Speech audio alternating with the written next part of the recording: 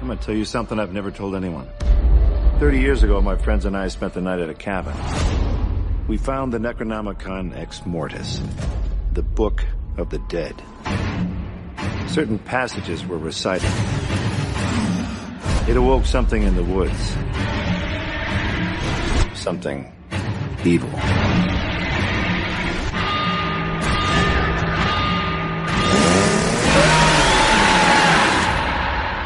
I was the only one to escape. But now, the evil has found me. Hello and welcome to the Ash vs. Evil Dead podcast. This is a podcast focusing on the Ash vs. Evil Dead TV series that airs on Starz. Of course, this is based on the franchise of The Evil Dead, which is a highly respected franchise in the horror world. Joining me tonight, as always, is your friend and mine, Mr. Kyle Thomas. How you doing, buddy? I'm doing good, man. How are you doing today, JP?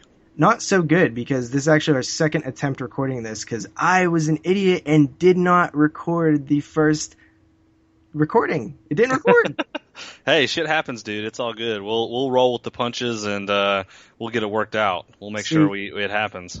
Normally, I gotta say that people would not be, my other co-hosts would not be too pleased with me right now, so I respect that you are not bashing me and just bending me over and smacking me. Well, I'll say this. I'm just glad that, because your other podcasts can be like 3 to 4 hours long, and I can imagine like you being 2.5 hours into a podcast and that happening. But we were only like, 15 minutes in, so... Yeah, so not the biggest deal in the world. We'll get right back into it. But first, guys, if you're curious about us, we do a lot of other things. We have one podcast called the X-Files Podcast, in which we journey through the X-Files series similar to this one. So check that out if you haven't already, as well as my other podcast, which is 22 Shots of Moods and Horror, which is a complete horror podcast. We cover everything from news to reviews. And you can follow us on YouTube. Kyle is the Horrorphile. I am DoubleShotJ on YouTube. Our website's Horrorphilia.com, the podcasting network, the best network out there, and our personal website, 22shotsofmoodsandhorror.com. This podcast will contain spoilers. Want everybody to know that right out the gate, because that's very important to us that you guys go into this knowing that these episodes will be spoiled, because you cannot talk about one episode without spoiling the previous episode when you're talking long-form reviews of TV shows. So, with that said, we're going to hop into episode number 3, which is titled Books from Beyond. Kyle, who wrote and directed this episode, and when did it air? Yeah, so we are in episode 3, like JP said, Books from Beyond. It was directed by Michael J. Bassett, who actually directed the previous episode, Bait, that we had just done. It was written by Sean Clements, who JP said, didn't you say that he did a couple of things? I can't remember exactly. Yes, he did very little. He did do a couple written jobs on Workaholics, which is actually quite a funny TV show. He did about 20 episodes of that, which is pretty impressive, or 10 episodes, actually, which is slightly less impressive. He did a lot of other things that don't matter, and he did this short film called Justin Bieber and Usher. Yep.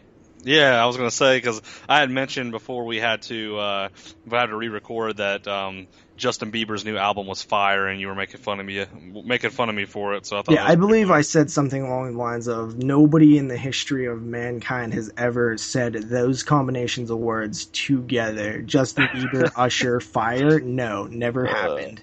So funny, man. So funny. But yeah, like Sean Clements wrote the episode. This episode actually, original air date was November 14th, 2015. So exactly from yesterday of us recording this. We're recording this right now on December 15th. It probably won't come out for a little while. It's almost a month before we're recording this episode that this was aired. So yeah, interesting. You want to go ahead and get into the viewership? Yeah, so as always, we'd like to talk about how many viewers these episodes got. And we actually, from the first episode, we had a little bit of a decline, and now we're back up again. We got a spike here, almost 100,000 viewers, I believe over 100,000 viewers from last episode, which was episode 2, Bait, which is good, because that means that people, for whatever reason, they tuned out in the second episode, but they came back, so that's awesome. Maybe it was a case of DVR. Maybe everybody DVR'd it and they watched the second episode that way. You never know with these things, and there's really not a lot of information out there. You can't really find DVR numbers. You can't really find the downloads on Xbox and the buys on Amazon Prime and all that stuff. So it's really all we have to go by is the viewership that is released to the public from the Starz Network the night that it airs, and that was 383,000 viewers. Yeah, and like I was saying previously, it's really hard to say how these viewerships are. I mean, me and JP pretty much think that they're just going off of right off the Starz network. This is who's watching it on Starz. But as well, you can actually stream these, download these. So they're really not factoring in the entire. I mean, the viewership's probably much higher, I would assume, than what's listed on their Wikipedia page here. But yeah, I mean, it did jump up almost 100,000 viewers here, or over 100,000 viewers actually. So that is pretty cool to see. So. Absolutely. So you want to get into this episode, buddy? Yeah, we'll kind of get into the episode, and I kind of want to start out by talking about Lucy Lawless's character. So Lucy Lawless was, AKA Xena Warrior Princess back in the day. Is that from that TV show that you're talking about? Yeah, so Lucy Lawless played Xena Warrior Princess in the TV show back in the 90s. Was that not a show for girls? It was kind of like a Hercules show. It was like Hercules was really popular, then they came out with like Xena Warrior Princess, which I wouldn't necessarily say it was for girls. It was like... Is that just because you watched it? Oh, yeah, it was definitely because I watched it. I was like so into like My Little Pony and Xena Warrior Princess. It was retarded, dude. I loved it. But yeah, Lucy Lawless, she's actually she hasn't been in this. Just to cut you off real quick, that show I believe just got announced that it was being rebooted, Xena Warrior Princess. That really wouldn't surprise me because she's in this. I mean, I feel like I think Xena Warrior Princess was super popular too, so that really does not surprise me. That's pretty cool they're doing that. But yeah, Lucy Lawless has been in this show just a couple of times. You've seen her character just a couple of times. She's kind of a mysterious figure at this point that we don't really know what she's doing. Her name's actually Ruby in the show, and she's a mysterious figure who's on a quest to stop the evil outbreak, and she believes that Ash is the one who's causing it. She just believes that Ash is the one who's causing all this, which technically he is. In a way, but it kind of opens absolutely. up. Yeah, definitely. And he kind of opens up with her character going to Kelly's house, because in the previous episode you saw Kelly, Kelly, Ash, and Pablo burying her parents at in the front yard of her house. Opens up. Lucy Lawless's character goes to the house, and you end up seeing Kelly's dad, who obviously in the previous episode died, coming up out of the ground. And he's being basically reincarnated as a Deadite. He's actually a Deadite. And she's kind of grilling him, asking him where Ash is, if Ash has the book. He won't say anything to her. He doesn't want to tell her. So she picks him up and basically impales him through the cross that's sitting there on his wife's grave, and tells him basically that, hey, if you don't tell me, then I can do worse things to you than just what I did. He still won't tell her, and she pulls out like a knife and kind of rubs it against his head. And this kind of looks like it kind of pulls out the demons, or starting to pull out the demons that are in him. And it's doing something really, really odd to his body. So it kind of cuts off, and that's really all you see of her in this episode. Kind of cuts off and goes back to Ash, and he's going to Books from Beyond, which is a bookstore where they it's basically a bookstore where they are going to try to translate the Book of the Dead. He's going to bring the Book of the Dead there. Ash believes that the guy that works there can kind of decipher what the book means and stuff like that. And about the Lucy Lawless girl, I'm definitely getting a vibe that she is probably going to be set up as like a lead antagonist later on in the series. Yeah, she's definitely getting set up for something bigger than she is currently. And I mean, you could just tell that from the little tidbits that you get from her. She seems like she's on the same level as Ash with knowing what these Deadites do. And that Deadite that she impaled, you can tell that she was like talking to it, and it was talking back to her like it knew who she was, sort of. So that was pretty interesting. But yeah, he goes to this Books from Beyond, tries to get this, the Books of the Dead translated. The guy that works there actually comes out of the back and asks if he needs help. Yeah. Meanwhile, you actually have Kelly and Pablo chilling in the car, and they have a funny scene that I thought was pretty cool, where we talked about Pablo and his definite love interest with Kelly, and she's kind of talking to him, and she basically says like, "I'm very glad you're here. And you're very much like a little brother to me." And instantly Pablo is like, you could just see the reaction on his face. He's like gutted because he likes her, and that's the last thing you want to hear if you like somebody is you remind me of a brother. So he's instant friend zoned. It's a very funny scene. I probably one of the funnier scenes in the episode for me personally. Yeah, I was gonna say it was pretty funny because like Pablo's like all into Kelly, and then he kind of instantly gets like friend zone, like curved, and it's just a really funny scene to see his reaction. He even says like, I could be badass. I mean, it's not. I don't think you want to like say that. He's like, I could be a bad boy, and she just kind of looks at him and laughs, like, nah, not really. Like, you and your hair could not be a bad boy. No way, no how. But yeah, it kind of goes back into the bookstore after that. Like I said, Ash is bringing the Book of the Dead in there. The shop owner comes out and he's like, "Can I help you?" And then the character Amanda Fisher, which is the cop in the show, comes out from the back because she's kind of grilling the bookstore owner about where Ash could be. And he's like, "You can't help me, but she can." Like, looks over at her. He's like, "She can though." And she just kind of walks out and ignores him. Ends up going outside and having one of her cop friends send a drawing. So the cop friend sends her the drawing, and it looks just like Ash. So she actually goes back in and draws her gun on him and tells him to kind of like just put his hands down, behind his back.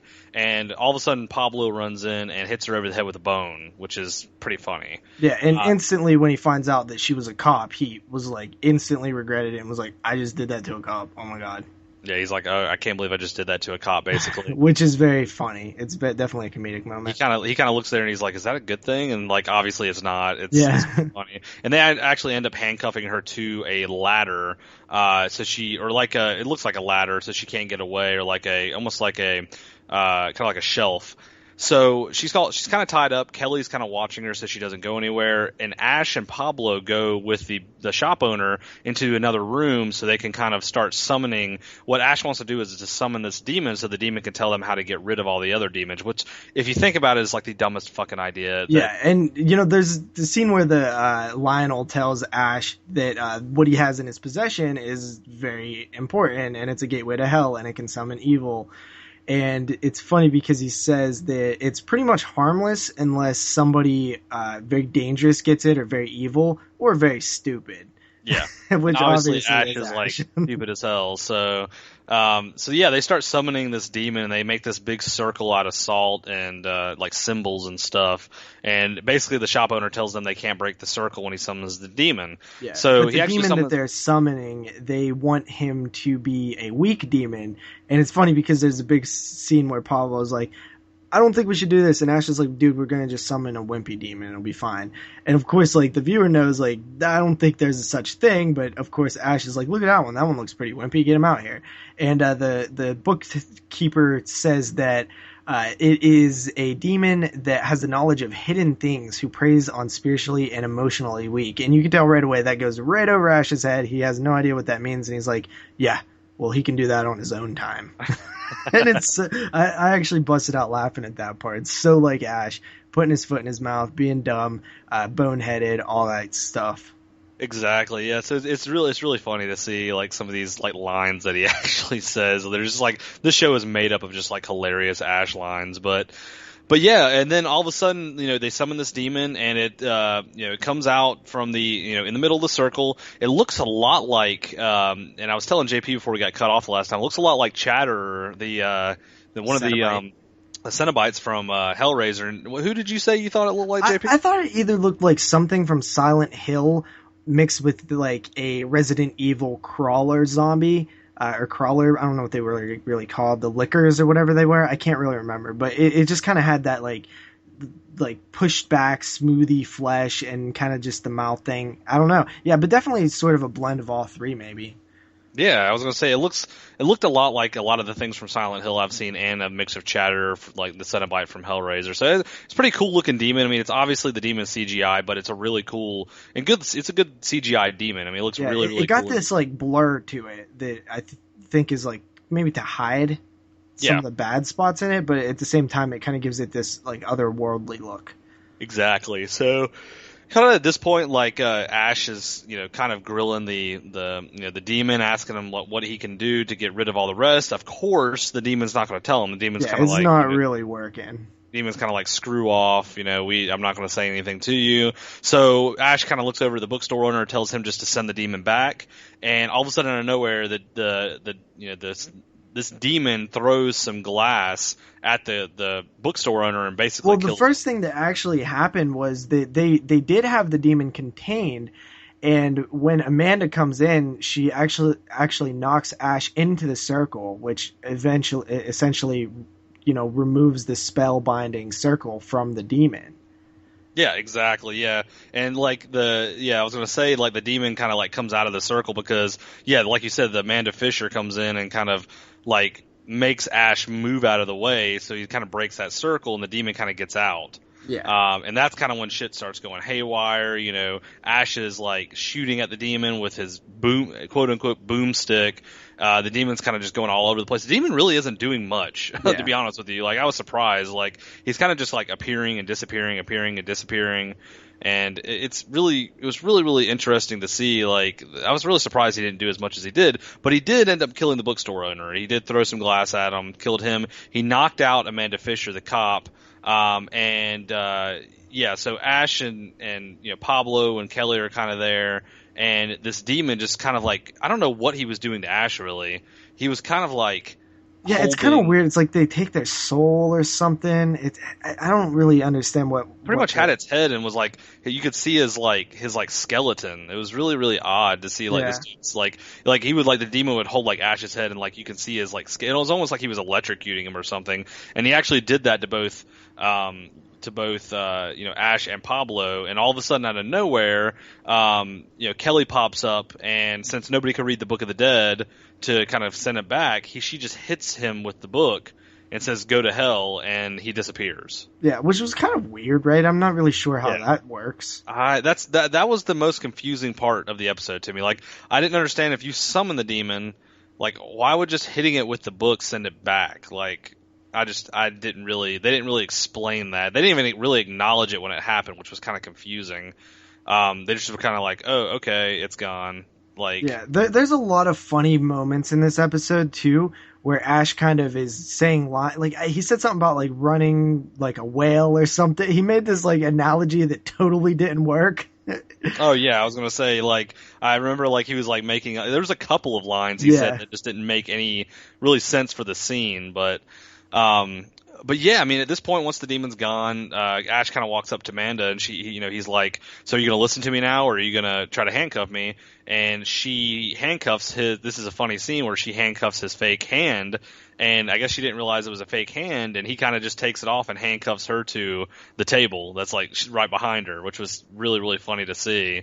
And I wrote actually a couple of funny one-liners that he said here during the next couple of scenes. So they go outside, they leave. Ash doesn't have his hand because he left it there with Amanda because he handcuffed it to the table with her. And Pablo's like, "Is it okay to just leave a cop handcuffed in there?" And Ash is kind of "What did you learn from today? Don't trust cops, or cops don't help." So kind of like a nod at, hey, don't trust a cop, which was kind of funny. They sit in the car and they kind of talk about how they're a team. Pablo's pretty stoked that Ash is considering him and Kelly a part of the team now. Pablo mentions that his uncle's a shaman. But he hasn't talked to him in a little while. And this was another funny line that I thought was hilarious, was Ash was like, "Well, I'll just take him a couple of Miller tall boys, and he'll be fine." Which was to me, that was so funny. Cause I don't know, it was just funny to hear. And then in the last scene of the episode, the cop that's handcuffed, is sitting there trying to get out. She hears a rustling, and the bookstore owner comes back to life as a deadite, and kind of just runs at her, and then the episode cuts off. Yeah, so I'm thinking that maybe Lucy Lawless might show up there next episode or something like that. Not really sure. You never really know where it's going to go, but it definitely tried to leave on a little bit of a cliffhanger. But you pretty much have a feeling that the cops, she's not just going to die there. So yeah, I mean, it's the third episode, and that cop seems like she's going to be a main character pretty much throughout the series, or at least for the first season. So I mean, I highly doubt that she's going to die. I would be literally shocked if she died. Yeah, I would be too. I know that she's considered. This doesn't seem like that kind of show, really, to do kill off main characters and stuff like that. This is more like a fun, just palling around killing deadites type show. Yeah, exactly. I was going to say it. It's like I said the last episode. It's like it talks a little bit about the episode. You get a little bit of background of what they're doing in the episode, the beginning of the episode. You get a lot of action, middle to end of episode, and then you get somewhat, of a cliffhanger kind of idea of where the next episode is going to go. And that seems like it's going to be the format pretty much for this series. Yeah, absolutely. So that kind of wraps up this episode, I believe, right? Yeah, that's pretty much the end of this of the third episode. I guess we can get to our thoughts. Yeah, overall, I thought there was a lot of funny dialogue in this one, maybe more so than the previous episode. There's just funny moments where Ash tries to make up these analogies that completely don't work, where he's talking about, bringing the demon back and stuff like that. There's also a little bit of character development between Amanda and Kelly, actually, where they talk, because meanwhile, while all this stuff was going on, Kelly was holding Amanda at gunpoint in the other room. They have a little chick bonding time there. Of course, Pablo has some funny lines. The bookkeeper guy has some funny lines. It's a very contained episode. They really spend time at this bookshop. And one thing that I was going to say, Kyle, is this TV show is kind of reminded me of like a video game. Like each episode is another level or like a boss battle or something like that. It's kind of odd. Yeah, I was gonna say it is kind of odd. It does seem like it's kind of structured like levels of a video game in a way, which honestly kind of works for the series. I mean, yeah, for a quick hit 30-minute TV show, it definitely does. Definitely works, and I definitely so far I am enjoying this. I am enjoying this series. I think it's a pretty fun, comedic series, and it definitely brings back a lot of the pivotal, moments that everybody loved from the original Evil Dead. So yeah, it's just fun to see Ash back. Like I find myself just kind of looking at the screen like, I can't believe this is happening right now. It's really cool. I'm a fan of the character, so it's cool to see him back. He's just back being him. Yeah, exactly. And then who would have ever thought that a movie that was made in the 70s, a horror movie in the, we're in 2000, almost in 2016, in 2015 they would come out with a TV show of it. So it's really interesting and cool to see. So yeah. So with that said, I guess we should get into our tier ratings. This is where we kind of just say between both of us what the tier level is. There's high tier, mid tier, and low tier. We said last episode that we don't really have an example of what a high tier, low tier, mid tier episode really is. We don't have that much of a reference point because we've only been 3 episodes in. But just based on what we do know, where would you kind of sit this one?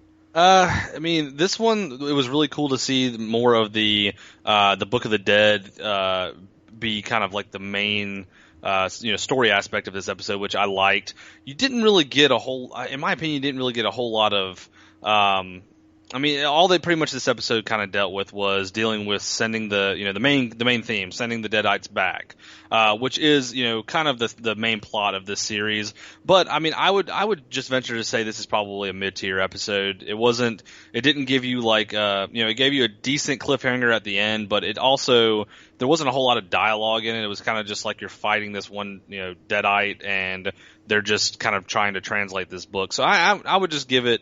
I would give this episode a mid tier.